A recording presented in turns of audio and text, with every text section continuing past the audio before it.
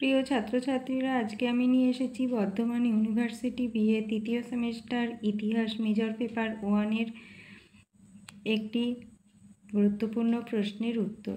প্রশ্নটি হলো, মগধের উত্থানে বিম্বিসারের ভূমিকা আলোচনা করো, অথবা মগধের সাম্রাজ্য বিস্তারে বিম্বিসারের ভূমিকা আলোচনা করো। ভারতের প্রাথমিক ইতিহাসের অন্যতম প্রধান ব্যক্তিত্ব হলেন বিম্বিসার, যিনি মগধ রাজ্যের একজন শাসক। তিনি সেনিয়া বিম্বিসার নামেও পরিচিত ছিলেন। বিম্বিসার ছিলেন মগধের হর্যঙ্ক বংশের প্রথম শাসক, যিনি খ্রিস্টপূর্ব 543 সালে সিংহাসনে আরোহণ করেন। বৌদ্ধ গ্রন্থ মহাবংশম অশ্বঘোষের বুদ্ধচরিত ও জাতকের বিবরণ থেকে জানা যায় যে বিম্বিসার তার শাসনকালে মগধকে শক্তিশালী সাম্রাজ্যে পরিণত করেন। মগধের শাসন ক্ষমতা তখন বিভিন্ন গোষ্ঠীর হাতে ছিল, কিন্তু বিম্বিসার এই গোষ্ঠীগুলিকে নির্মূল করে সব ক্ষমতা নিজের হাতে নেন। তিনি একটি শক্তিশালী সৈন্যবাহিনী গঠন করেন, যা সম্পূর্ণভাবে রাজাকে অনুগত ছিল। ঐতিহাসিকেরা বিম্বিসারের এই বাহিনীকে ইউরোপের হপলাইট বাহিনীর সঙ্গে তুলনা করেছেন। মগধ ছিল ষোড়শ মহাজনপদের মধ্যে অন্যতম। মগধের বিস্তারের বীজ মগধের ভৌগোলিক, অর্থনৈতিক, রাজনৈতিক পরিস্থিতির মধ্যেই লুকানো ছিল। ইতিহাসে দেখা যায়, ব্যক্তি ও পরিস্থিতির মিলন হলে বহু পরিবর্তন ঘটে। মগধের ক্ষেত্রেও তার ব্যতিক্রম হয়নি। বিম্বিসার প্রথমেই মগধের সেনাবাহিনীকে নতুন করে সজ্জিত করেন। আগে বিভিন্ন উপজাতি গোষ্ঠীকে নিয়ে সেনাবাহিনী গঠিত হতো, ফলে এই সেনাদলের আনুগত্য থাকত বিভিন্ন গোষ্ঠী নেতাদের উপর। বিম্বিসার এই সেনাদল ভেঙে দিয়ে সাধারণ মানুষকে নিয়ে সেনাদল গঠন করেন। এই বাহিনীর আনুগত্য ছিল কেবলমাত্র রাজার প্রতি। এছাড়া নতুন লৌহ নির্মিত অস্ত্রে সেনাদলকে সজ্জিত করেন। বিম্বিসারের রাজ্য বিস্তারের একটি বড় মাধ্যম ছিল তার বৈবাহিক সম্পর্ক স্থাপন। ডক্টর হেমচন্দ্র রায়চৌধুরীর মতে, বিম্বিসার অস্ট্রিয়ার হ্যাবসবুর্গ রাজাদের মতো কৌশলে বৈবাহিক নীতির মাধ্যমে নিজের শক্তি বৃদ্ধি করেন।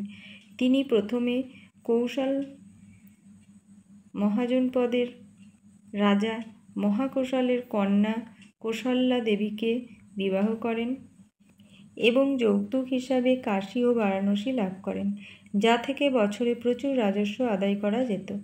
পরবর্তীকালে তিনি বৈশালী লিচ্ছবি বংশের রাজকন্যা চেল্লানাকে এবং বিদেহ রাজ্যের রাজকন্যা বাসবী ও মদ্র রাজ্যের রাজকন্যা ক্ষেমাকে বিবাহ করেন। এই বিবাহগুলির মাধ্যমে প্রতিবেশী রাজ্যগুলির কূটনৈতিক সমর্থন পেতে সক্ষম হন, যা তার সাম্রাজ্য বিস্তারের জন্য অত্যন্ত গুরুত্বপূর্ণ ছিল।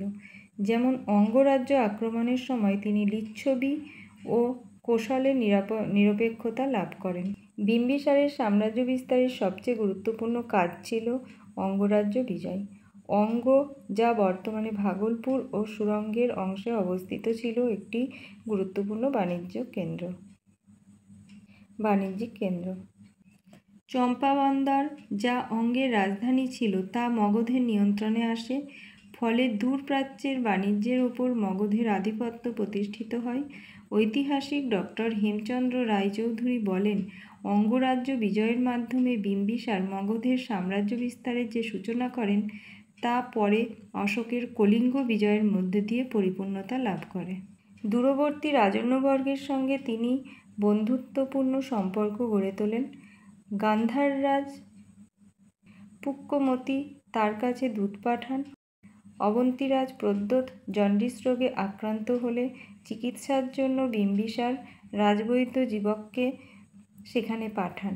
কেরুকরাজ রুদ্রনারায়ণের সঙ্গে তার সখ্যতা ছিল। তিনি জমি জরিপ করে রাজস্ব ধার্য করেন। তার আমলে গ্রামগুলি স্বায়ত্তশাসন ভোগ করত।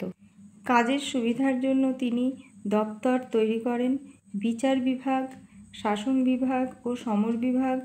হিউয়েনসাংয়ের ভ্রমণ বৃত্তান্তে আরও কয়েকটি রাজপথের উল্লেখ আছে। সেই সময় ভারতের দুই সম্প্রদায়, বৌদ্ধ ও জৈন, দুই ধর্মকেই তিনি শ্রদ্ধা করতেন। ব্যক্তিগতভাবে তিনি বৌদ্ধ ধর্ম গ্রহণ করেন।